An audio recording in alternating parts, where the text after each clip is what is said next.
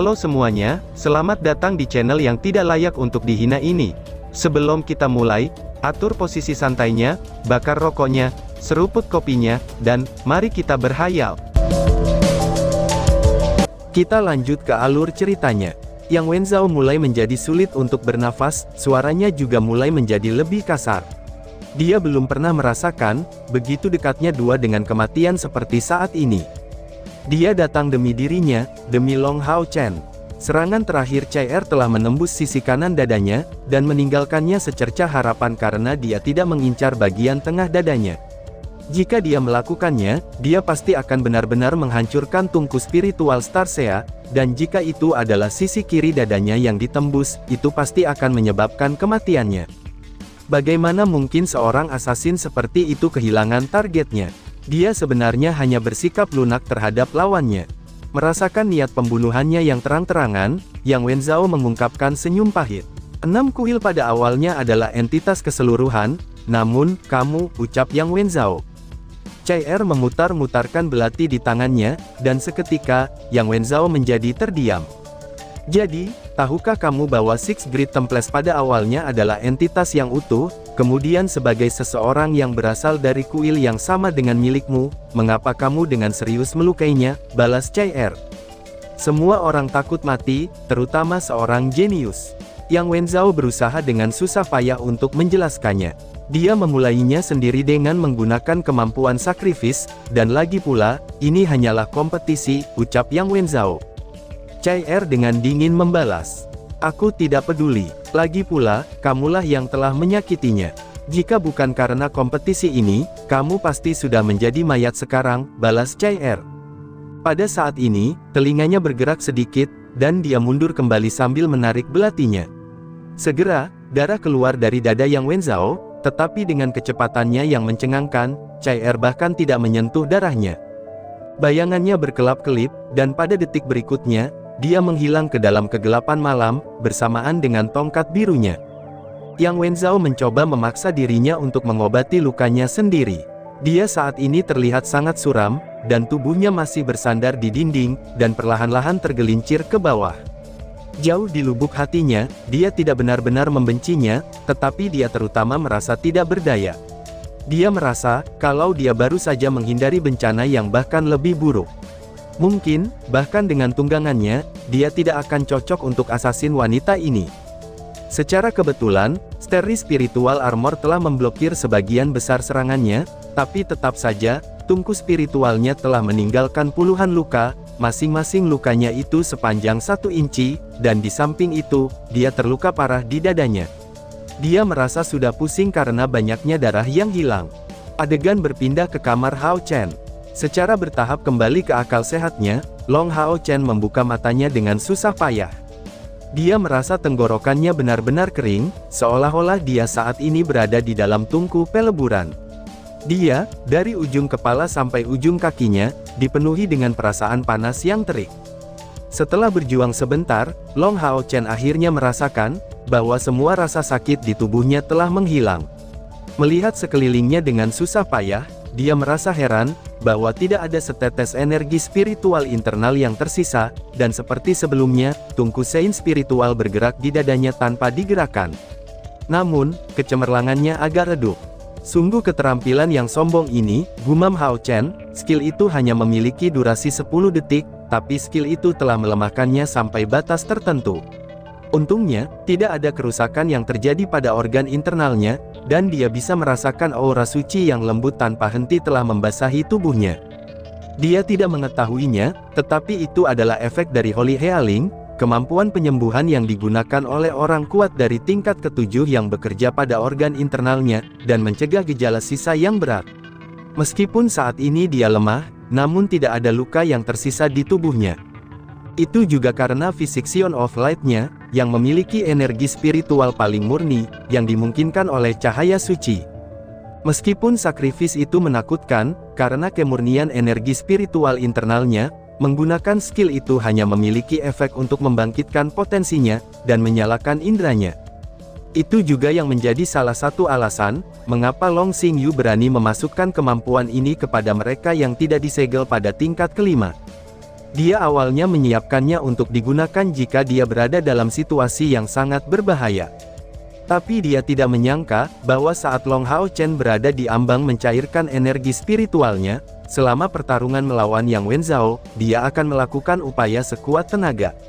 Sebenarnya, di Inheritance Ring, segel untuk kemampuan tidak terkunci pada tingkat kelima, tidak terkunci pada saat terobosan, jadi dia berhasil menggunakan kemampuan ini meskipun dia hanya pada budidaya di tingkat keempat. Jika bukan karena Holy Healing, dia harus tetap berbaring di tempat tidur selama sebulan penuh. Saat ia pulih dalam kesadarannya, rasa sakit Long Hao Chen merasa secara bertahap melemah. Dia samar-samar bisa merasakan, bahwa di dalam tungku sein spiritualnya, semacam energi spiritual otonom telah terkumpul. Dia tidak tahu bagaimana caranya untuk mengendalikan energi spiritual ini, tetapi dia bisa merasakannya, bahwa itu tidak sepenuhnya hilang dari tubuhnya sendiri. Pemulihan energi spiritualnya, hanya masalah waktu sekarang. Senyum tersungging di sudut mulut Long Hao Chen, meskipun dia kalah dalam pertandingan melawan Yang Wenzhao, dia masih cukup riang. Long Hao Chen yakin, bahwa setelah perjuangan ini, pada saat energi spiritualnya pulih, dia benar-benar akan menerobos ke tingkat kelima. Yang Wenzhao ini adalah lawan yang sangat tangguh, dia bahkan memiliki rungku spiritual juga, dan lebih jauh lagi, tungkunya berada di atas level tungku Hao Chen. Dalam situasi pertarungan satu lawan satu ini, tungku spiritual Star Sea-nya jelas memiliki kegunaan lebih banyak daripada tungku spiritual Sein Long Chen Chen. Ayah benar, metode terbaik bagi ksatria retribusi untuk terus maju, adalah melalui pertempuran tanpa henti, untuk merasakan, dan memahami segala sesuatu di tengah-tengah mereka. Pada awal tahap selanjutnya dari pemilihan perburuan iblis, aku seharusnya sudah benar-benar pulih. Menurut hitungan hari, 6 kuil agung harus memiliki setidaknya 3 hari kompetisi yang tersisa, dan harusnya ada banyak orang yang tersisa di sisi kuil prajurit. Setelah kompetisi, akan ada 3 hari istirahat, jadi itu akan membuat total 6 hari istirahat. Seharusnya cukup bagiku untuk pulih sepenuhnya. Yang terbaik adalah, aku harus bisa menembus tingkat kelima saat itu juga. Meskipun Hao Yue tidak ada di sini saat ini, itu tidak berarti aku tidak bisa mendapatkan peringkat yang bagus selama tahap utama kompetisi. Kontes ini akan memiliki banyak manfaat bagi aku, tetapi, mengapa aku merasa aku melupakan sesuatu yang lebih penting, pikir Hao Chen. Tiba-tiba saja, senyum di wajah Long Hao Chen membeku. Membuka matanya lebar-lebar, tiba-tiba ia menjadi pucat dan kulitnya berubah total. "Cair, oh tidak, cair," ucap Hao Chen yang terkejut. Long Hao Chen merasa seolah-olah dia menerima pukulan berat di dadanya, dan dia tiba-tiba mencoba memaksa dirinya untuk masuk ke posisi duduk. Perubahan postur ini menyebabkan rasa sakit yang signifikan di tubuhnya, dan dia tidak berhasil mengubah posturnya. Sial, aku melewatkan janji kami. Aku terlalu fokus pada pertandingan dan lawan aku. Aku melewatkan janji kami, aku melewatkannya, ucap Hao Chen dengan kesal. Long Hao Chen saat ini benar-benar dipenuhi dengan kecemasan, dan memaksa dirinya untuk bangun. Dia memiliki ekspresi yang bermasalah, dan benar-benar kehilangan kondisi tenang seperti sebelumnya.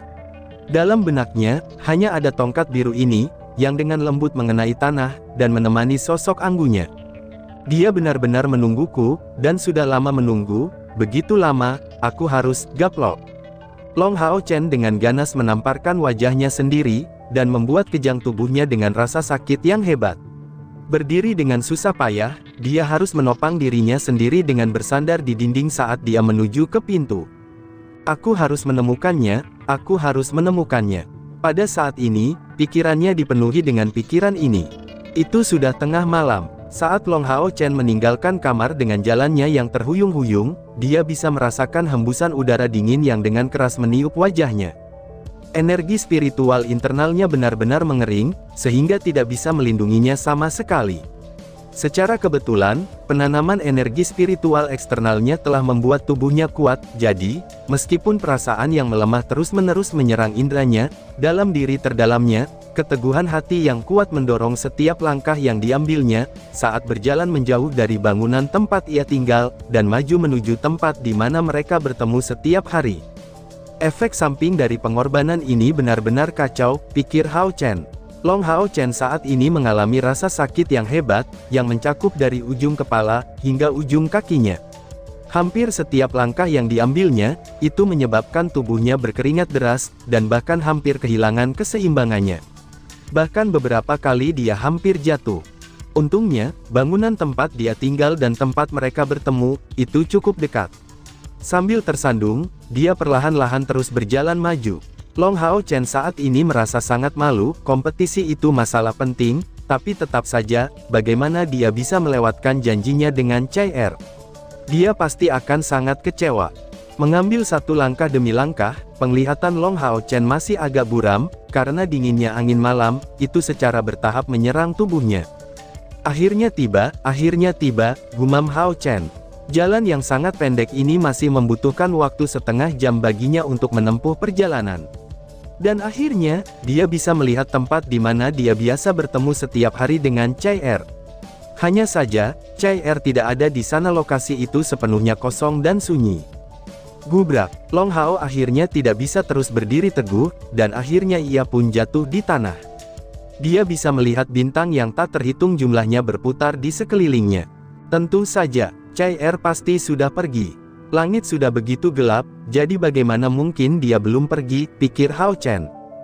Bibir Long Hao Chen berubah menjadi seringai pahit. Saat dia jatuh ke tanah, hatinya dipenuhi dengan penyesalan. Jika dia bisa mengulanginya lagi, dia tidak akan berusaha keras dalam pertandingannya melawan Yang Wenzhao. Dia tidak tahu sejak kapan itu terjadi, tetapi dia terkejut, bahwa mengantarkan Chai Er pulang, itu menjadi lebih penting daripada pelatihannya. Aku harus pergi ke kediamannya untuk mencarinya, dan meminta maaf.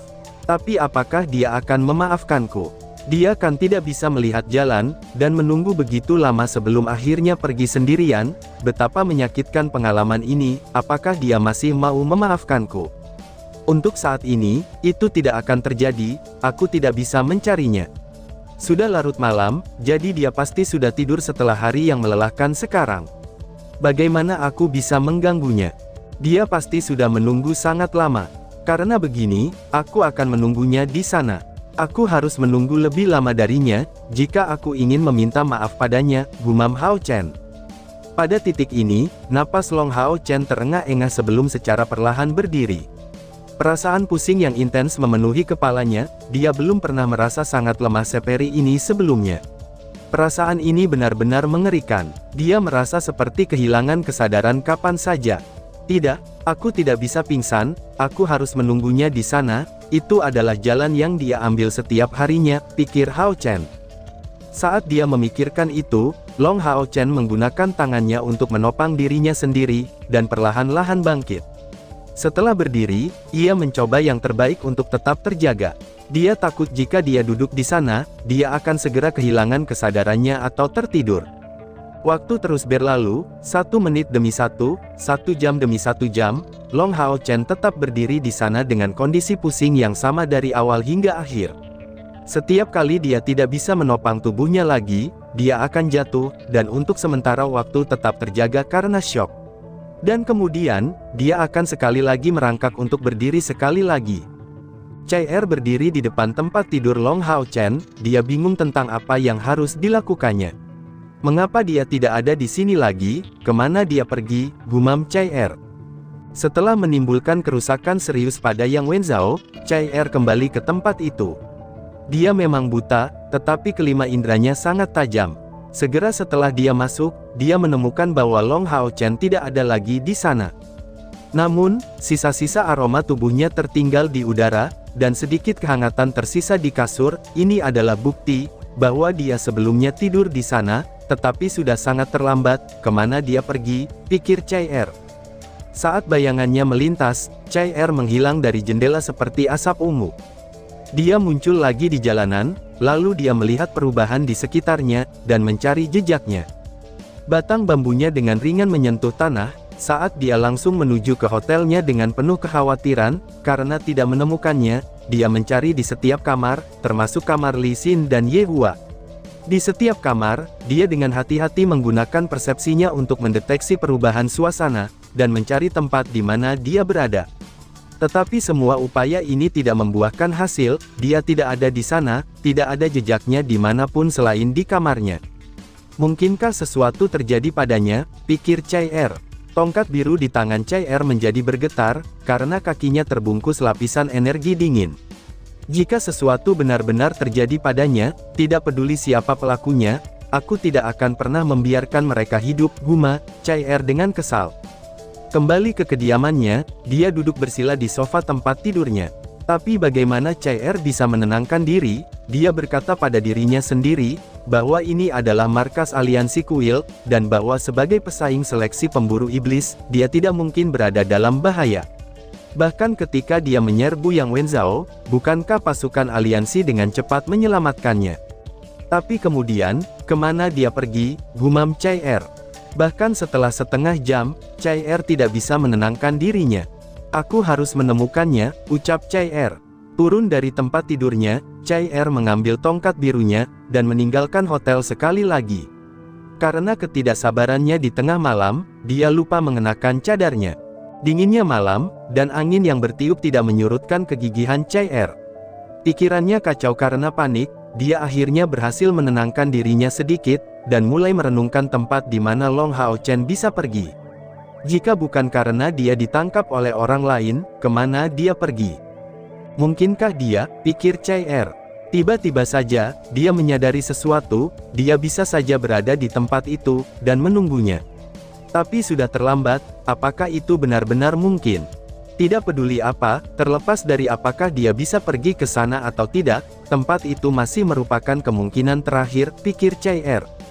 Biasanya, dia dan Long Hao Chen membutuhkan waktu setengah jam untuk menempuh jalan ini, tetapi ketika dia melompat-lompat, butuh waktu tidak lebih dari 10 tarikan napas untuk menempuh jarak tersebut. Menggerakkan ujung hidungnya, warna kulit Chai Er berubah.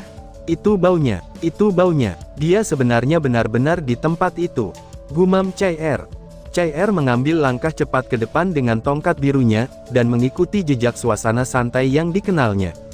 Long Hao Chen sudah mengalami banyak kesulitan saat mempertahankan kesadarannya, dan dia semakin dilemahkan oleh kenyataan, bahwa dia jatuh terus-menerus ke tanah. Dia saat ini bahkan sudah tidak dapat dengan jelas melihat pemandangan di depannya. Sambil menggertakkan giginya dan menahan rasa sakit, dia berjuang untuk tetap berdiri di sana, tubuhnya seperti orang tua mabuk yang tak henti-hentinya bergetar. Tuk, tuk, tuk. Suara samar yang tak dikenal memasuki benaknya. Apakah itu dia, atau aku hanya berfantasi, pikir Hai Chen.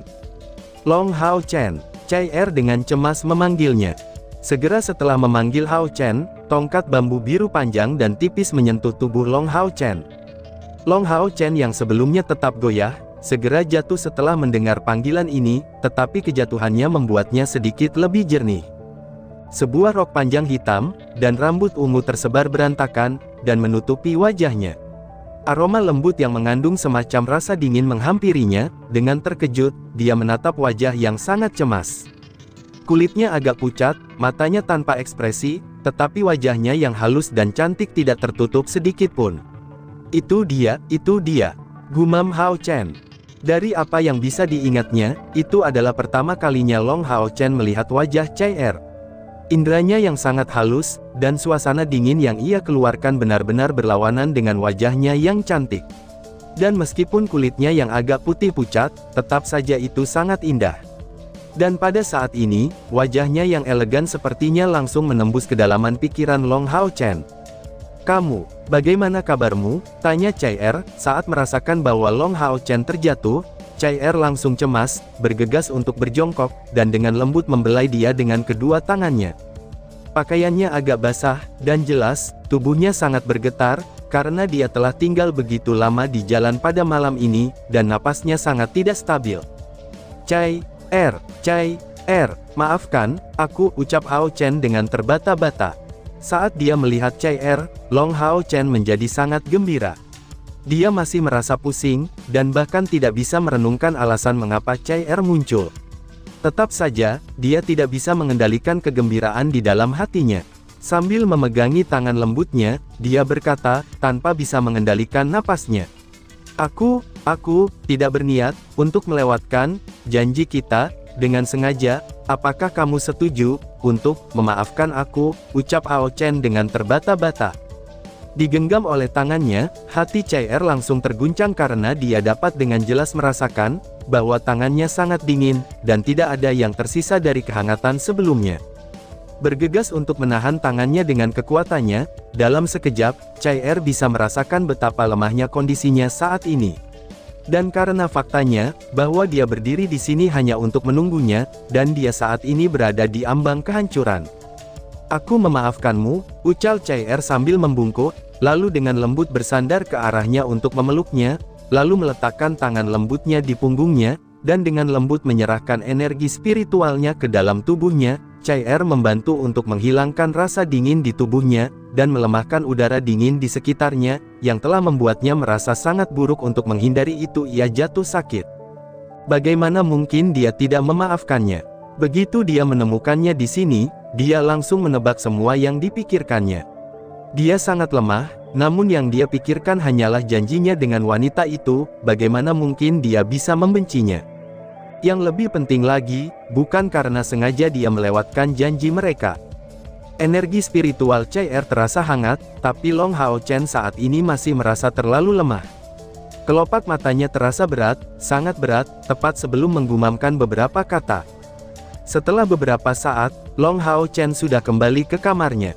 Chai Er dengan hati-hati meletakkannya di tempat tidur, sebelum duduk di tempat tidurnya dan memegang tangannya. Pada saat ini, di bawah pengaruh energi spiritual Chai Er, tangan Long Hao Chen telah menjadi jauh lebih hangat, dan tidak sedingin sebelumnya. "Maaf, aku seharusnya tidak meragukanmu," gumam Chai Er. Wajah Chai Er yang elegan tampak lebih menawan, ketika dia dengan lembut dan hati-hati mengangkat tangannya, dan dengan lembut menyentuh wajahnya serta ujung hidungnya, lalu dengan lembut membelai kulitnya yang halus. Seperti itu, wajah pucat Chai Er secara bertahap mulai memerah. Sebuah cahaya berwarna emas redup bersinar, dan belati dengan tenang muncul di tangannya. Jari-jarinya yang lembut muncul seperti itu dari seorang seniman yang tangkas. Dia menggerakkan belatinya, lalu membentuk bentuk karakter kecil di sisi tempat tidurnya, sebelum menutupinya dengan tangannya. Kemudian, dia dengan lembut membelai pipinya, dia agak tidak mau berpisah dengannya, dan wajahnya masih memerah.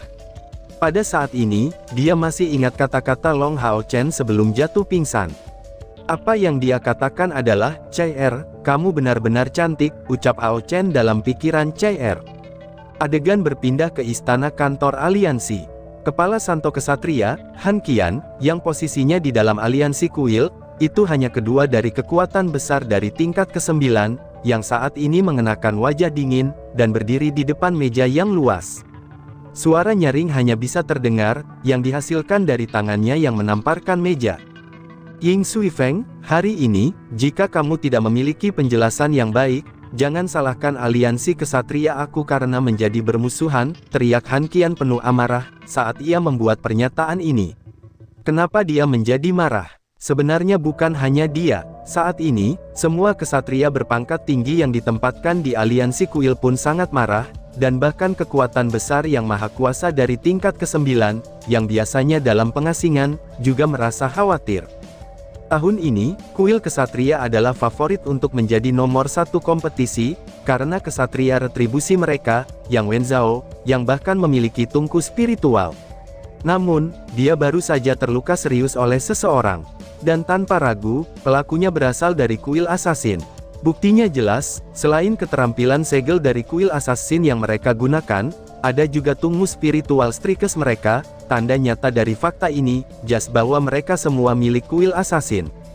Itu adalah pagi yang cerah, ketika Han Qian segera melakukan perjalanan untuk secara agresif mengeluh kepada mereka. Perwakilan dari 6 kuil besar semuanya, tanpa kecuali, ditempatkan di istana kantor aliansi. Setiap 10 tahun, sebuah komite akan dipilih untuk mewakili kuil-kuil besar, untuk menyatukan urusan semua kuil. Di antara inti mereka, semuanya ada 30 anggota komite utama, dan 6 untuk masing-masing aula suci.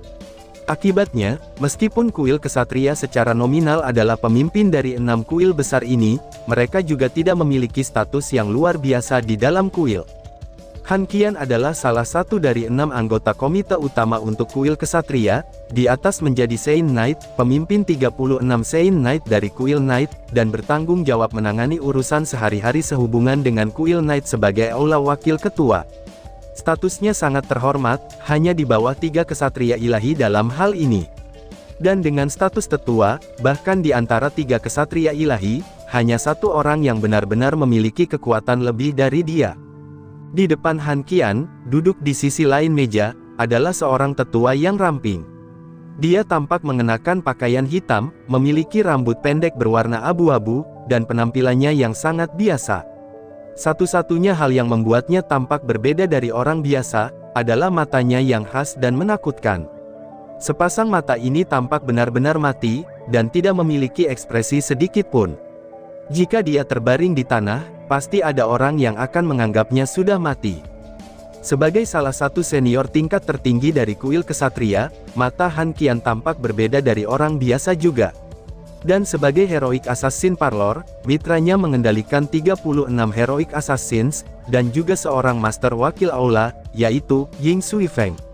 Pada saat yang sama, dia bertugas menangani urusan sehari-hari kuil Assassin sebagai penyedia. Kuil Assassin dan kuil kesatria berbeda dalam satu hal. Dalam banyak kesempatan, yang pertama memberikan sakit kepala yang besar kepada 72 dewa iblis, memaksa mereka untuk terus-menerus diambil alih, dan digantikan oleh orang lain dari saudara mereka. Dalam rentang 6.000 tahun, 91 dewa iblis telah terbunuh oleh tenaga kuil Assassin. Ini adalah era yang sangat mulia bagi mereka, sehingga tidak ada satupun dari 5 kuil besar lainnya, yang dapat dibandingkan dengan mereka dalam hal ini. Bahkan di dalam aliansi, tidak ada yang tahu berapa banyak kartu truf tersembunyi yang dimiliki kuil Assassin, kecuali dari para anggota komite utama kuil Assassin, dan pusat kekuatan mereka pada tingkat ke-9. Di dalam 6 kuil besar, kuil Assassin adalah keberadaan yang paling ditakuti orang-orang. Ying Sui Feng tidak terguncang sedikit pun oleh suasana hati Han Qian yang marah, dan dia hanya berkata, "Untuk urusan besar seperti itu, aku secara alami akan memberikan kamu kompensasi," ucap Ying Sui Feng. Mendengar jawabannya, Han Qian sedikit tenang, lalu menarik kursi, dan menghancurkannya. Dengan marah, dia menatap Ying Sui Feng. Dan tiba-tiba saja bersambung, "Sekian dan terima kasih banyak."